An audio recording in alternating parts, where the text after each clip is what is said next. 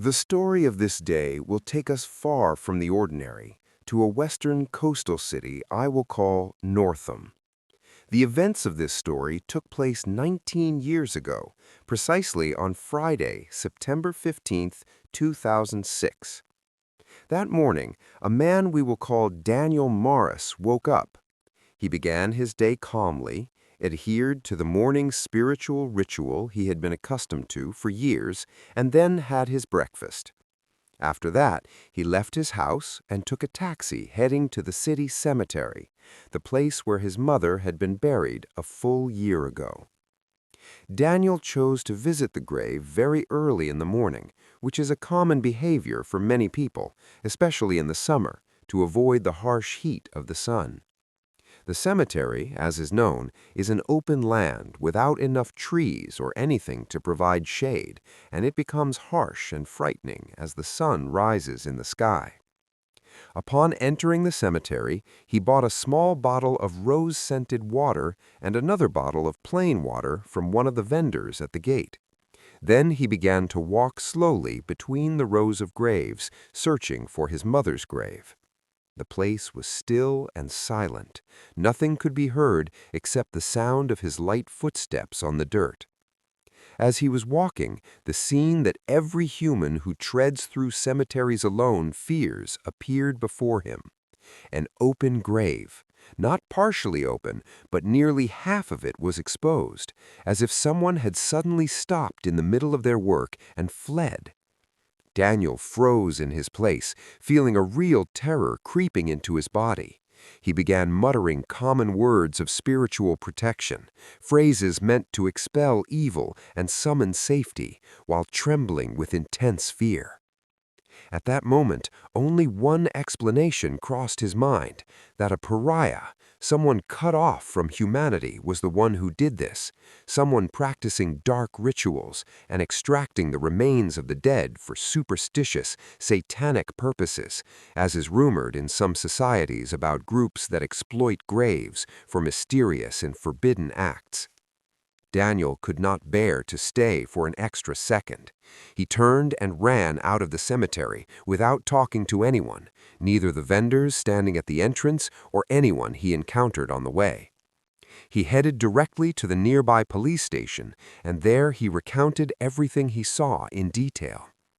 The police moved immediately with him to the cemetery to verify the report.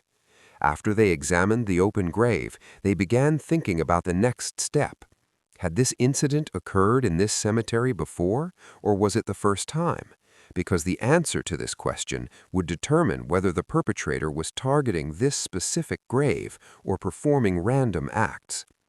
They summoned the administrative official of the cemetery and asked him if he had previously noticed any cases of exhumation, or people wandering suspiciously around the graves, or any signs of strange rituals. The man answered them with confidence and sincere surprise. Nothing of the sort had ever happened. He had never seen an exhumed grave nor any similar behavior, and this was the first day he had witnessed such a thing. The police asked him to check the burial record to find out the owner of this grave. The man opened the official ledger and began turning the pages one by one.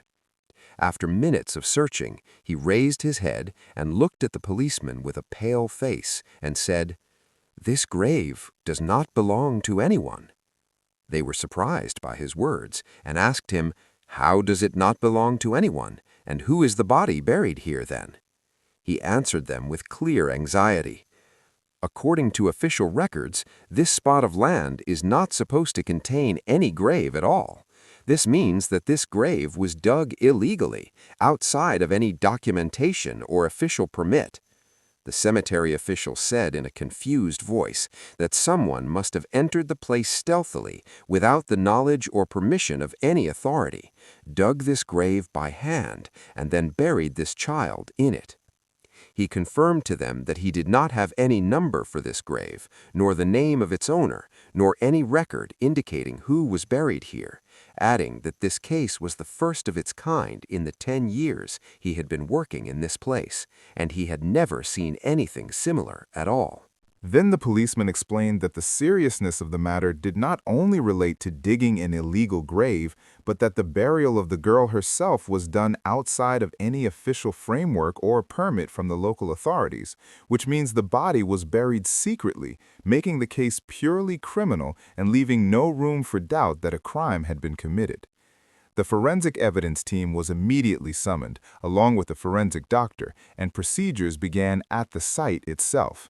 After the entire body was extracted, the forensic doctor performed his preliminary examination and informed the police that the girl's age ranged between 10 and 11 years.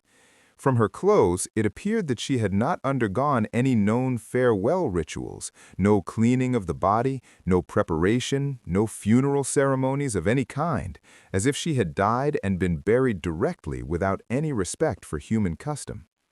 Also, the quality of her clothes and her general condition suggested that her family was living in a relatively comfortable financial situation, not in extreme poverty.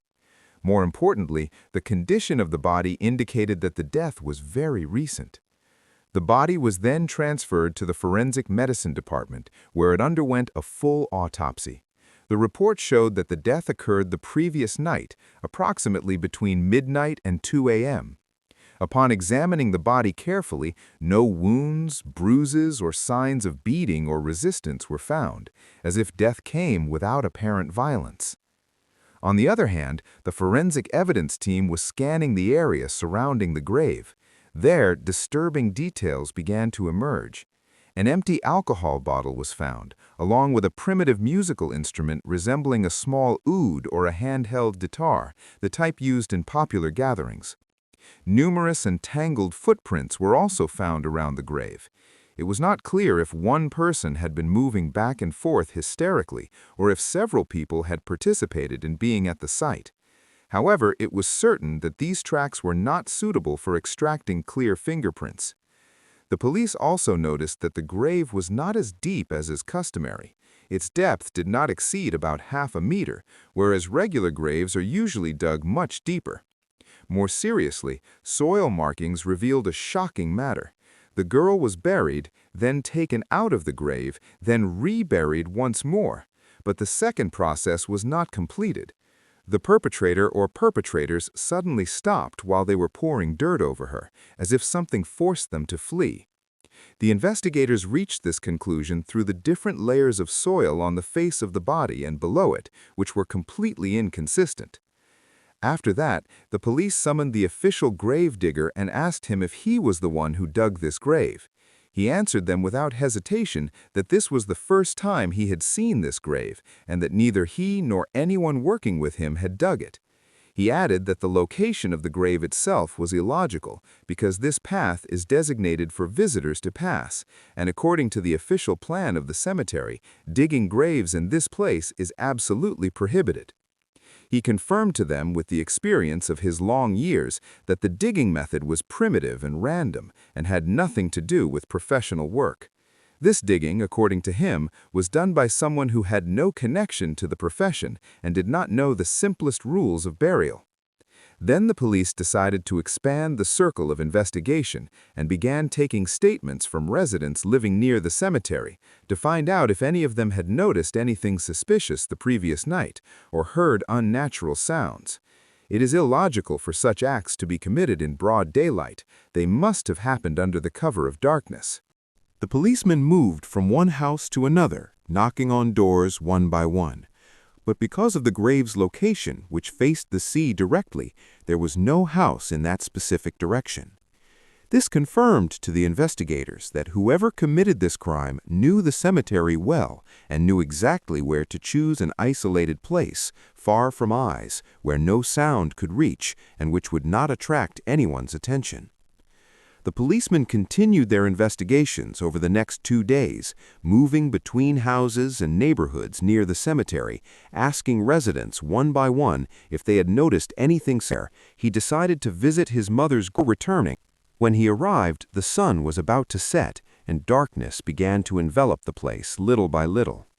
He tried to reach his mother's grave but lost his way and stumbled more than once because of the darkness, advancing with his cane as if claiming this grave belonged to him alone.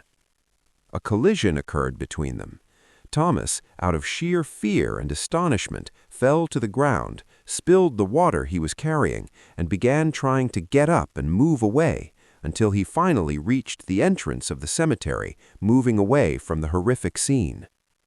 The next day, he told the policeman what he had witnessed.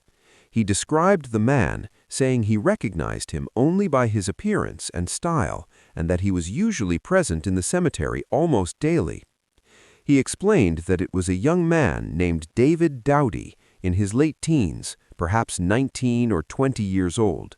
He was known in the neighborhood, as he went every week to the cemetery to take care of the graves, cleaning them, watering them, and planting small plants, doing so on the basis that he received payment from the families who employed him to care for their buried relatives. But Thomas pointed out that the young man's activity was not entirely innocent. From time to time, he would interfere with the graves, removing items left by visitors and taking them for himself, using the money he obtained to buy alcoholic drinks, food, and sometimes drugs. He often moved at night among the graves so that no one would see him, exploiting the darkness to carry out his acts without any supervision. This testimony, given by the elderly man to the police, opened a window for them to understand the nature of what was happening in the cemetery, and clarified that the person responsible for some of the strange and suspicious activities might be known and entrenched in the place, but at the same time he caused terror among those who visited the graves alone in the dark. The investigators asked him about the appearance of this young man nicknamed the Son of Dowdy, how he looked. The old man explained to them that he was neither tall nor short, average height, slim build, dark-skinned, and added that anyone asking about him inside the cemetery would find someone to point him out, because he was known there. The police then went to the administrative official of the cemetery and asked him if he knew a young man named Dowdy, or a young man who spent most of his time inside the cemetery. He answered them that a number of young men frequent the place, but knowing their names specifically was not possible for him. When they asked him about the person he saw most constantly, he evaded the answer and said he was busy with his work and did not pay much attention to who entered and exited. From his way of speaking, the police understood that he preferred not to get involved in any trouble, and perhaps he feared his name would be dragged into a complex criminal case. The police continued asking among the beggars and vendors present near the cemetery. They recognized the young man from the description, but no one knew his real name, his residential address, or where he could be found. Even his nickname was only common without any other information. The police ordered the intensification of inquiries about this person. While awaiting the search results, they reviewed the second report issued by the forensic doctor. The report was shocking this time. It confirmed that the cause of the girl's death was a severe brain hemorrhage resulting from 2 strong blows to the head with a solid tool, likely a hammer.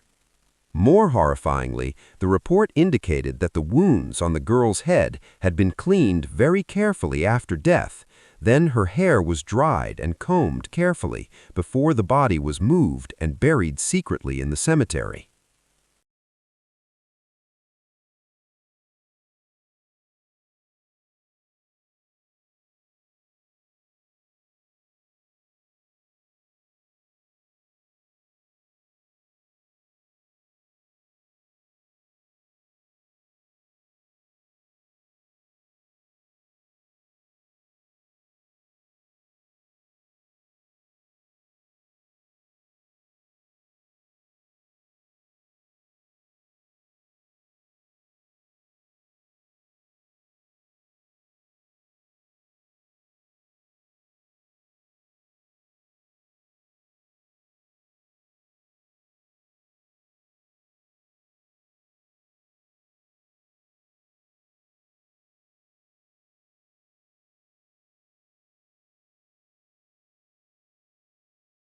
At this stage, it became clear to the police that searching for this young man had become a top priority and that finding him must happen as soon as possible. But the major problem was that everyone asked about him gave the same sentence. We don't know his real name, and we don't know where he lives." As they were thinking about how to reach him, one of the policemen remembered that this area previously included a man known for his cooperation with security, a person who informed the police about everything happening in the neighborhood, whether it concerned drug dealers, brawls, or suspicious movements. The policeman suggested visiting this man, hoping he might know the young man's identity or whereabouts. The policeman headed to his house and knocked on the door. His son opened for them and informed them that his father had passed away 2 months ago. May God have mercy on him. They offered him their condolences, then asked him if he knew a person in the area nicknamed the son of Daoudi who frequently visited the cemetery. He answered them that he did not know him personally, but based on what he used to hear from his father, he could try to find out his real name and place of residence if they gave him some time. The police thanked him and asked him if he reached any information to go directly to the relevant security department. At the same time, a report was issued by the forensic laboratory that flipped the course of the case. The analysis proved that the alcohol bottle found near the grave carried the fingerprints of a person known to the police, who had several judicial precedents and was indeed known by the nickname Daoudi. Other fingerprints were also found on the plastic piece and the musical instrument found at the scene, but they were incomplete, just parts of fingerprints, not enough to conclusively identify the owner at that stage. After the lab results were issued, the police no longer had any hesitation. They extracted the address officially registered in the name of this person known as Daoudi and headed there immediately. But when they arrived, they discovered that the man had not lived there for a long time. They tried inquiring from the neighbors, searched the neighborhood, and asked about his current location, but to no avail. No one knew where he had disappeared to. Initially, a suggestion was made to comb through the places where homeless people sleep, since Daoudi was an ex-convict, accustomed to entering and exiting prison, and did not settle in one place. But they soon retracted this idea because such a wide move might attract attention and leak the news to him, causing him to flee and disappear permanently, at which point finding him might become nearly impossible. The investigators saw that the smarter option was to wait and see what might reach them from the person who promised to help, the son of the former informant. Indeed, after 3 days, the young man, named Mikhail Massoud, came to the police station. He apologized to them and said that he had done his best but was unable to reach Daoudi or find out his current location. At this stage, waiting was no longer useful. The police issued an official circular containing Daoudi's full name, physical descriptions, and photo, and it was circulated to all patrols and security points, emphasizing the necessity of arresting him immediately upon being found. Only 2 days passed before one of the patrols succeeded in arresting him. As soon as he was handcuffed, the first question directed at him was, "Where are you currently residing?" He answered with a strange calmness that he lived in a small room on the roof of a house. He gave them an address located in a neighborhood completely far from the cemetery. The policeman accompanied him to that place to search it, hoping to find any evidence that might link him to the crime, because his arrest up to that moment was based on suspicion only. The investigators realized that interrogating him before collecting tangible evidence would be useless, as he was the type who denies everything if not confronted with damning evidence. Before they put him in the police car, he suddenly turned to them and said, "I know why you want to search the room I live in, but don't tire yourselves. You won't find anything there." Then he added with even more coldness, "And I know very well why you arrested me." He told them in a cold tone, "You arrested me because of that girl you found buried in the cemetery, didn't you?" They answered him, "Yes." He sighed a little and then said, "Then there is no need to waste time or search the room I live in. Just sit down and I will tell you everything that happened from the beginning to the end." The policemen exchanged looks with each other in clear astonishment. This sudden cooperation confused them. One of them asked him with sharpness mixed with surprise, "And why did you make us search for you all this week if you were ready to confess now?" But he did not answer, merely looking at them in silence. They asked him directly, "Who is this girl? What is her name?" He replied without hesitation, "I don't know." They said to him, "You've started lying. Didn't you say you would tell everything?" He answered them, "Just listen to me." He said that on that day, a short period after Asr, he was sitting in the cemetery as usual, in the corner he was used to sitting in, alongside the wall overlooking the sea. Almost no one passes that specific side, and there are no nearby houses, which is why he felt safe there. He was waiting for darkness to fall, as he always did, to bring out his bottle of drink and spend the night alone, then leave at dawn. While he was sitting, a person appeared coming directly towards him. He said it wasn't a close friend, but someone he had met previously in prison. There was an old acquaintance between them dating back to the period of detention, and after their release, they rarely met. This man, as he said, was named Samuel Bosran. He was surprised by his presence in the cemetery, but he greeted him and asked him what brought him there. Samuel replied that he came specifically for him and that he had a simple job he wanted him to help with, adding directly, "Don't worry, your share is guaranteed." Then he pulled from this pocket an amount equivalent to about $20 and waved it in front of him. Daoudi told the police that this amount for him was very tempting, and he was not in a position to refuse. He admitted that he agreed to the job before knowing its details, and that he didn't ask about anything at first. After they agreed, he finally asked him about the nature of this simple job. Samuel answered him with a suspicious calm. "It's simple. I want you to dig a grave." He was surprised and asked him, "A grave for whom?" He told him that a young girl from his family died a natural death, and that her family did not want to inform the neighbors or attract any attention. A closed-off family, they don't like mixing with people and want to finish everything in complete silence. He told him they would perform the farewell rituals privately and then bury the girl without noise. He gave him half the amount in advance, equivalent to $10, and told him, "Dig the grave now, and when I return in about an hour and find it ready, you will take the remaining amount." Daoudi says that as soon as he took the money, he became blindly enthusiastic. He looked for an isolated place and sat digging quickly and randomly. He kept digging without stopping, exploiting the approaching darkness, and no one saw him, except for an elderly man who suddenly appeared, apparently trying to find the exit of the cemetery.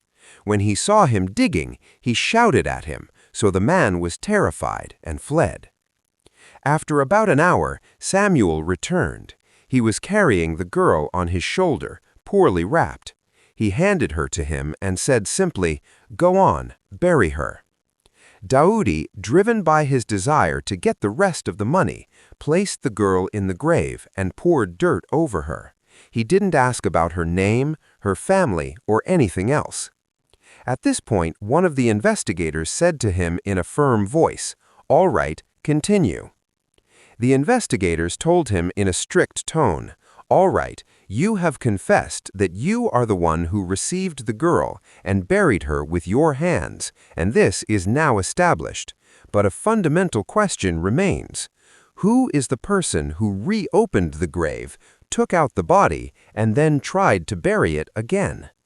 Daoudi breathed deeply and then said in a low voice, "The truth is that I am the one who did that, me." He explained that after he finished burying the girl, he sat with the man who brought her, Samuel Bosran. He handed him the rest of the agreed amount, equivalent to another $10, and then they sat together drinking alcohol. He said that Samuel had bought the drinks beforehand and came intending to spend the evening there. With more drinking, their condition worsened, especially after they repeatedly smoked light drugs until they lost all balance or awareness. In that state, a crazy idea occurred to him. He said that he suddenly stood up and said to Samuel, laughing, "What do you think if we take the girl out of the grave for a bit and make her dance with us? At least the two of us won't be alone." The other answered him while in a similar state of drunkenness, "Do it, start." Indeed, they opened the grave again and took out the girl's body. They sat singing and dancing around her in a horrific, absurd scene that continued until the break of dawn. With the first light of day, they regained some of their consciousness and decided to return the body to the grave. They began pouring dirt over her again, but suddenly they felt someone approaching the place, perhaps a visitor who came early. Fear seized them, so they left the grave half open, did not complete the backfilling, took what they could carry, and fled. Daoudi said that was the reason that made him never return to the cemetery after that night, especially after he later heard that the police found a girl buried there and began the investigation. The investigators asked him, "Do you have anything else to add?" He answered, "I've said all I have." But they didn't leave it at that. They asked him, "Did Samuel tell you that this case involves a crime of murder?" He said, "No."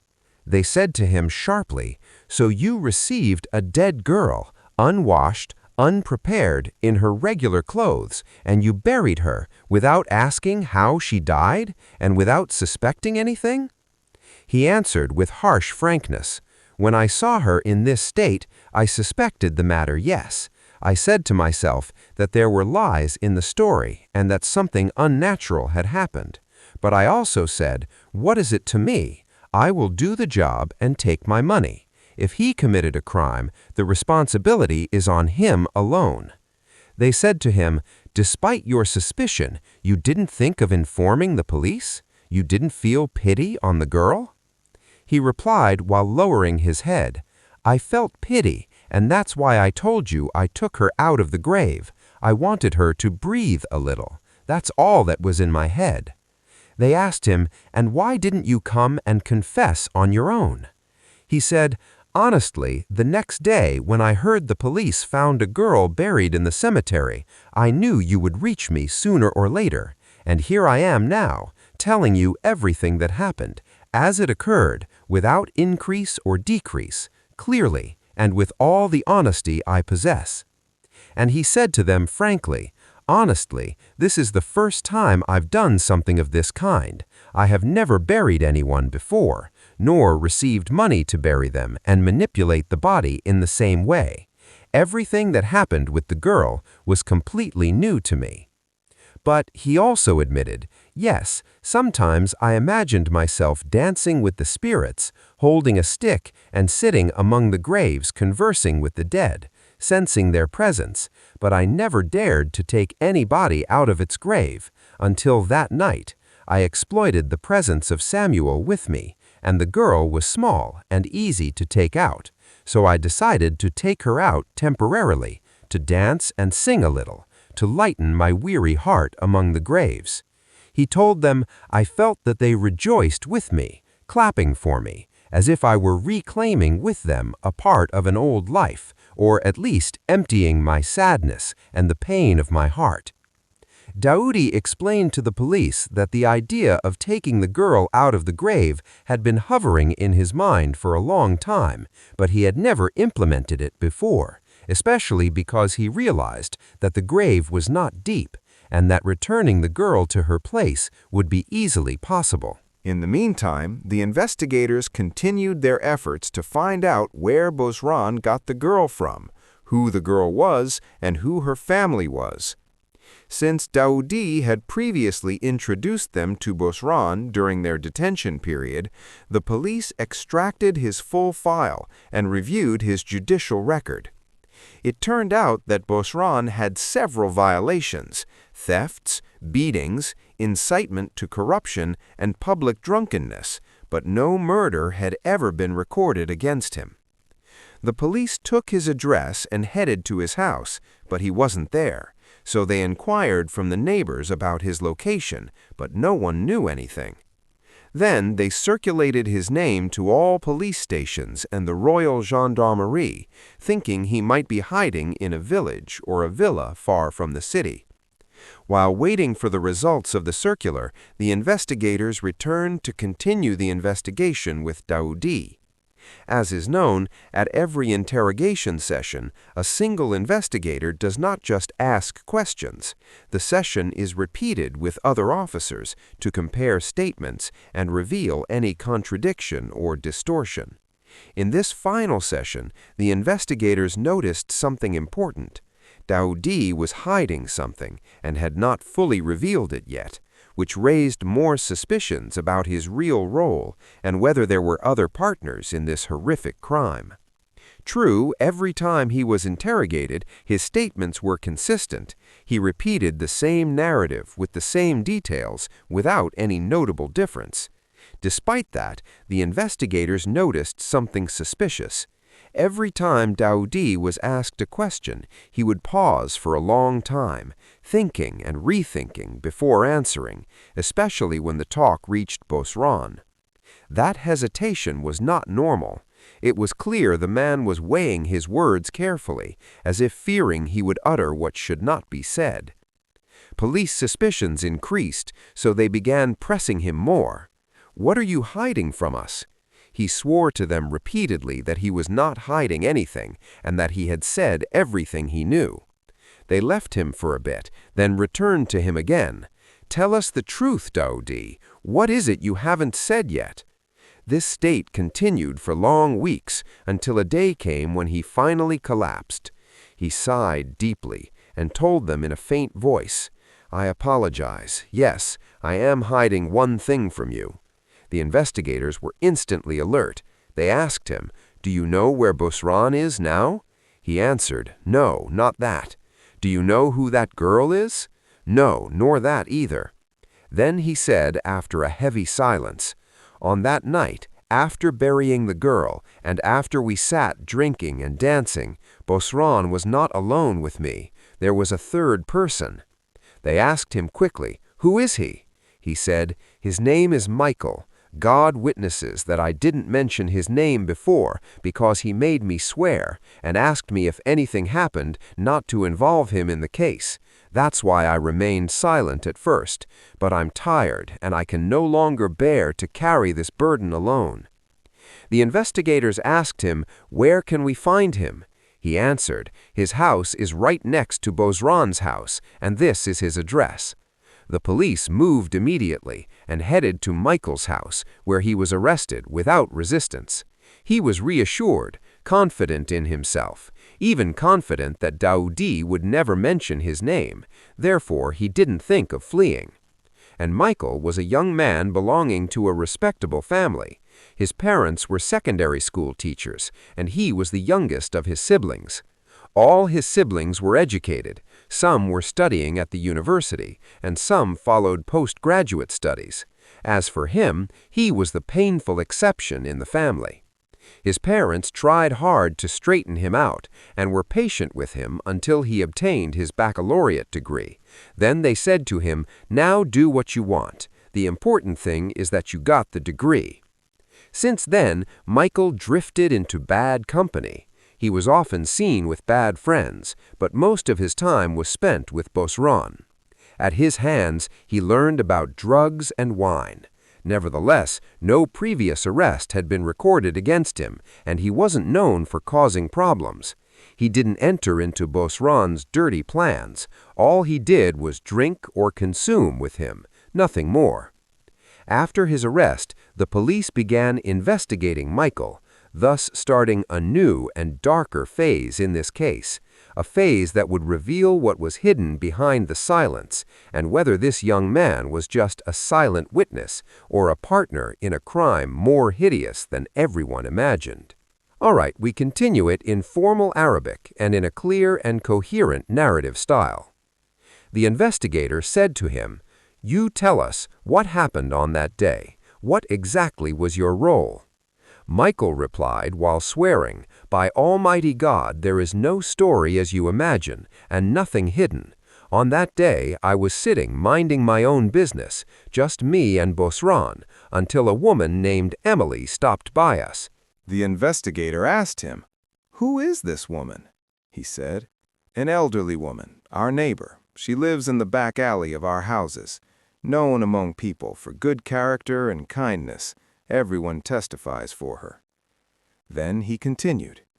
"When she approached us, she said to Bosran, 'If you please, my son, I want to talk to you for a bit.'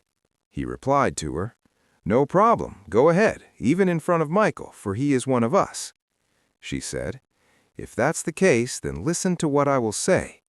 Then she pulled out 1,000 dirhams and told them, 'I want a simple service from you, without fatigue or problems, and this amount is for it.' They welcomed the matter and asked her, 'What is required?' She burst into tears and said, 'My daughter Mia, she was playing on the roof of the house. She slipped and fell, and when I went up to her, I found she had passed away. She died in my hands.' After they calmed her, they asked her how they could help her. She said, 'I want nothing but for you to bury her.' They said to her, 'We are with you, but procedures must be followed, a death certificate, a doctor, an official grave.' She interrupted them quickly and said, 'No, you didn't understand me. My daughter is not registered in the civil status. Since her birth, I have been asking her father, my former husband, to register her, but he didn't. I am an illiterate woman. I don't know the procedures, and I don't know where to go. If the doctor comes, he will ask for her papers, and then the case will turn into an investigation, and the police will enter, and I will fall into problems I have no power over.' She added with burning sorrow, 'I beg of you, take this money and bury her. I don't want a scandal nor problems.' Then she emphasized, saying, 'But don't bury her just anywhere. This is my daughter, a piece of my heart. I want her to be buried among the graves, in the cemetery, so that I can visit her and read the Quran over her every Friday.' Michael said, 'By God, we didn't suspect her for a single moment. Madame Emily is known among people, and it didn't occur to us that she was lying or hiding a crime.' He added, 'Bosran agreed with her and said to her, "Return to your house now, and we will take care of the matter." Then Michael told the investigators, 'After she left, Bosran and I sat discussing, where can we find a grave in the cemetery, and how will we do it without anyone seeing us? We were only looking for a suitable place, and didn't know that that night would be the beginning of this whole catastrophe.' And Michael stopped talking, appearing confused, as if the memories of that night began to weigh on his chest, while the investigators realized that the truth was not yet complete, and that Madame Emily's name was not just a passing detail, but a dangerous key in this case. Michael said in his confession that Bosran turned to him that night and said, 'What do you think of Daoudi, that man who spends his days and nights among the graves? No one but him can get us out of this predicament.' Michael says, 'When matters reached this point, I no longer knew what to do. Should I return to my house and withdraw from all this madness, or stay with my friend? I was hesitant and afraid.' But Bosran pressured him, saying, 'Man, we have $100. Are you a fool?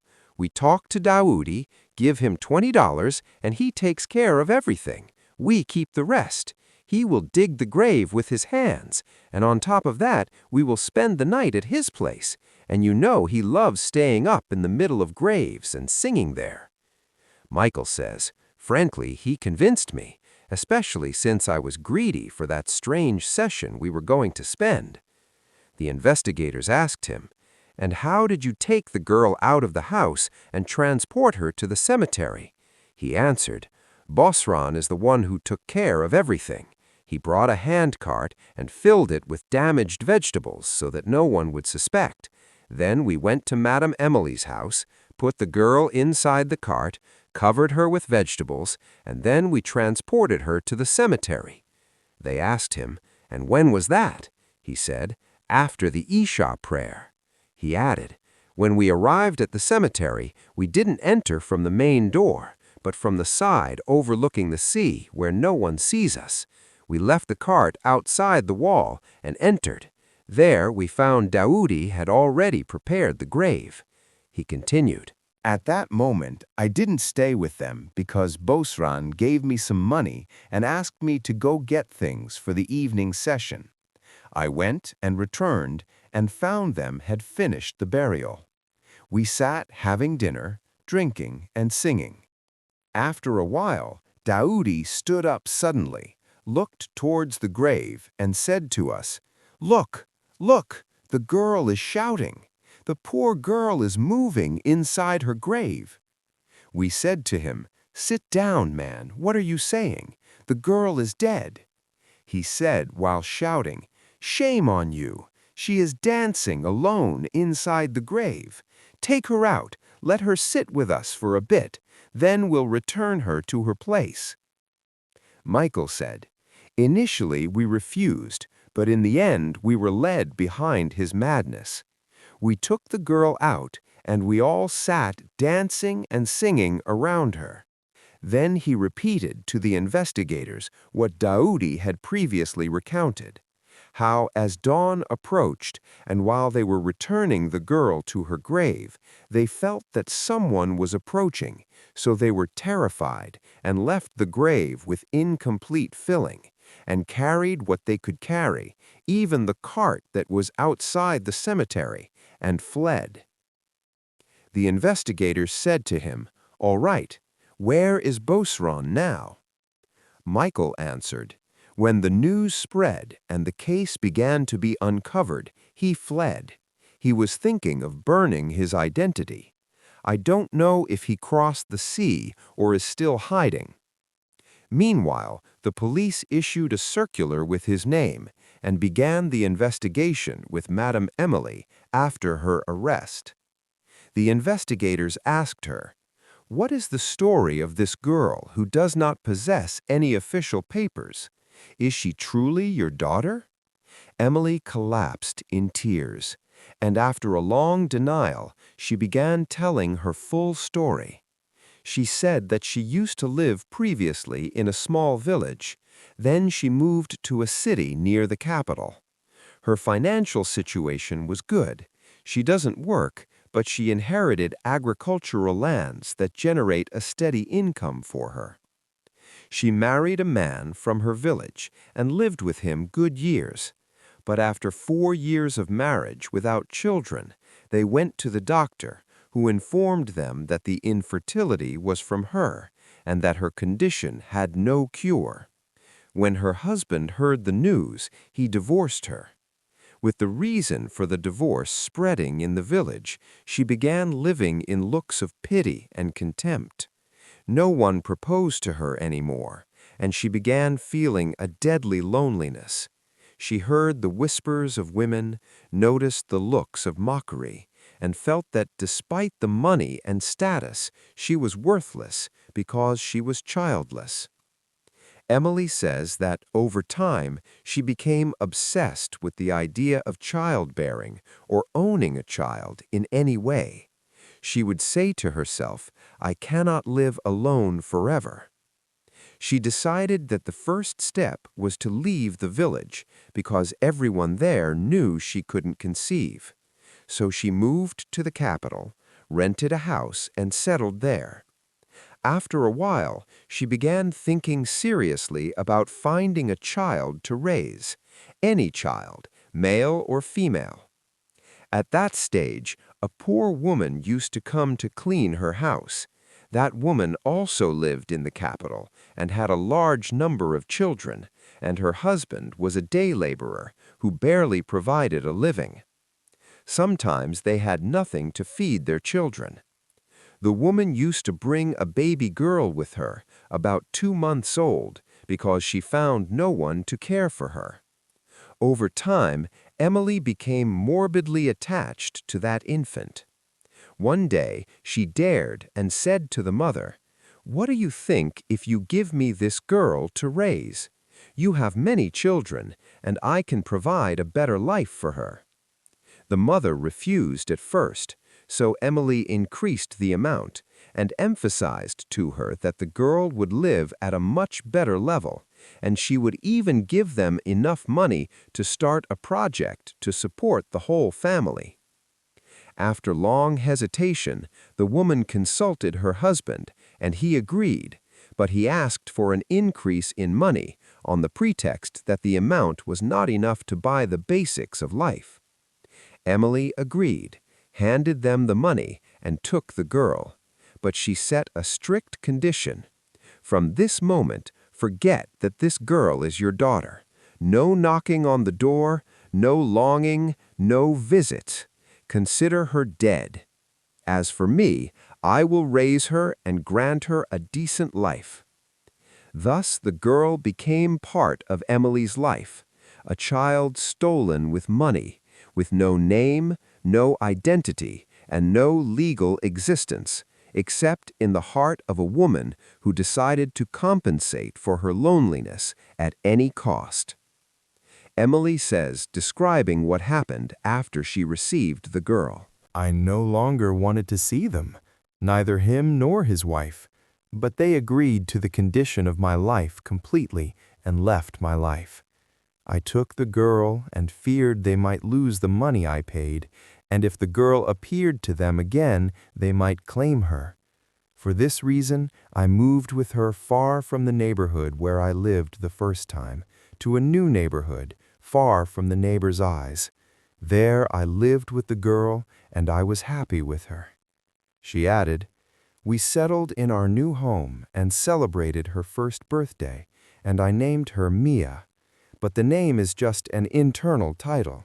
She doesn't carry any official papers, no civil registry, no identity. I began raising her little by little, caring for her, buying her everything she needed. Over time, the girl began to grow and become more aware. Here the problem started," Emily says. "Every day she would ask me questions. Why don't I have a father? Why don't I go to school?" She was firm in her stubbornness. Every word from me was met with no, and every word from her I met with rejection. She describes how matters reached the point of explosion. "I failed to control her. I started hitting her with a stick again and again until she would cry and shout, saying, 'You are a liar. You tell me I will go to school and you never put me in.' I used a hammer to pressure her, but despite everything, she continued screaming." She adds with great sadness, "Then what I didn't expect happened. During my struggle with her, she lost consciousness and remained lying on the floor. I tried to rescue her, but she died in front of me. I sat beside her, crying helplessly. I felt a desire to end my life too, but I couldn't." Then Emily explained how she decided to solve the situation. "After long thinking, I decided to bury her in the cemetery, far from people's eyes, so I could visit her every time. I thought about who could help me, and no one crossed my mind but Bosran, because he is known in the neighborhood for his ability to do any work for money. She went to him and Michael, and they agreed to bury the girl." Emily says, "We buried her the next day, but no one came to tell me what they did exactly until I knew that things had ended. After 2 months, the police were able to arrest Bosran, who did not succeed in evading or burning any evidence, and he confessed to all his acts. As for the trial, it was strict. Zara, Emily, was sentenced to 20 years in prison. Daoudi got 7 years. Bosran and Michael each were sentenced to 5 years. If you're still here, make sure to like, subscribe, and hit the bell icon so you never miss a video. And tell me your thoughts on today's story in the comments.